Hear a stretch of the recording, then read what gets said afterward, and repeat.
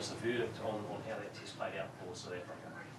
Oh, I think it was obviously a tough test for us. I think a lot of learnings can be taken from how they batted. I think they absorbed a lot of pressure on that first 2 sessions, I'd say, and then gave it back to us in the later periods when our guys were maybe a bit tired. So then for us to maybe get 165 or 180 odd in the first innings was a massive downer, obviously. And yeah, I don't want to look on the negative side because we still have another test to play and hopefully win. So I think hopefully just we can take a lot of learnings from this experience, because it's a lot of our first test / first couple tests. So I think if we can learn and improve going into the next test, I think that will be a good thing for us, yeah. You provided a welcome cameo in the second innings there. Tell us what your mindset was. You thought you just give it a crack, or you take on the New Zealand attack? Well, I think like a week ago because we thought Wagner would play, so we thought that we were expecting this tactic at some stage.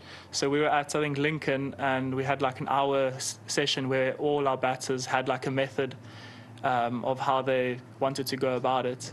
And my method was that one, and then in that first over I think Matt Henry bowled and I was blocking and feeling quite uncomfortable, and I just said, well, I've practiced it, so I may as well go, and if it works out, it works out. But I feel it's quite gutsy, because if you get out like that early, it won't look great. But I just said it's fine, I'll just take it on the chin, and I'm glad it worked for an extended period of time, but obviously quite disappointed in the way I went out as well.